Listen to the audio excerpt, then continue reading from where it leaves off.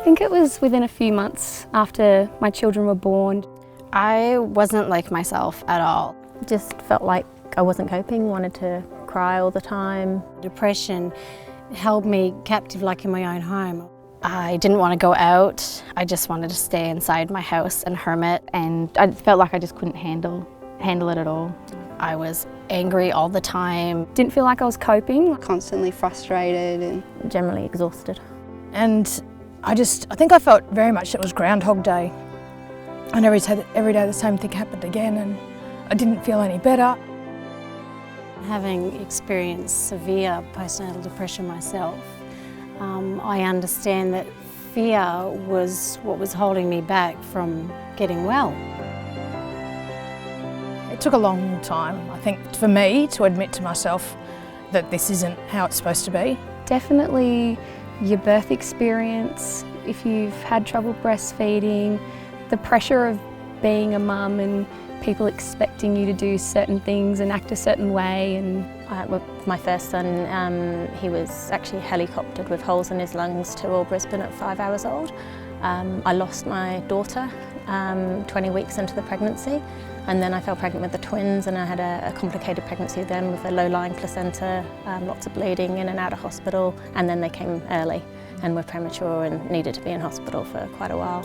So I think all of that, on top of the fact that I didn't have social supports at home. You have this idea of how motherhood's going to be, how perfect it's going to be, and you see nappy ads and the kids are all happy and smiling and they sleep, and when your baby's not like that you think, what have I done wrong? I was already not a great sleeper myself before I had children. I was left at home feeling like, wow, I've got to kind of process this and deal with this whilst I've got these 2 newborn babies and a 2.5-year-old who need me.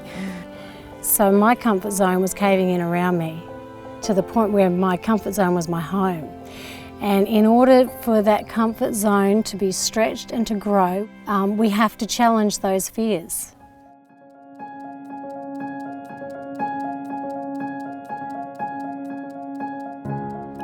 When I first realized I had PND, I went online and I Googled actually what I needed to do, and that's when I discovered a really helpful website.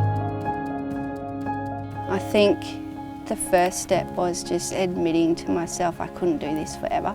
When a woman realises that she's got postnatal depression or anxiety, I think the first port of call is her GP, her doctor, and talk about that, or their child health nurse, and just talk about how they're not feeling themselves and they know that something's not quite right.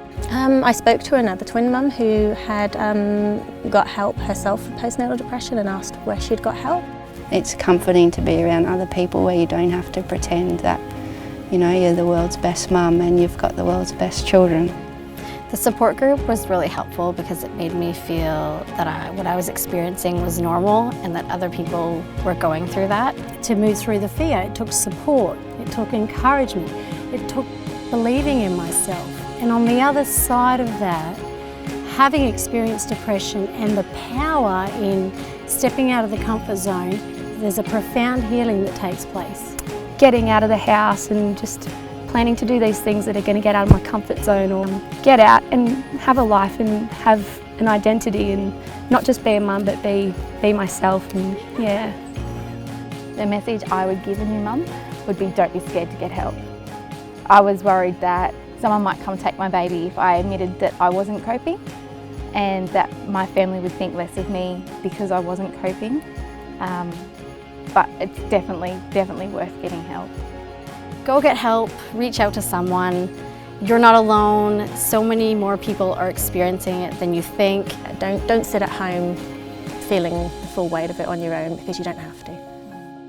You're not a failure, and there's a light at the end of the tunnel. Even though you can't see it right now, it's there, and you just need to go get it.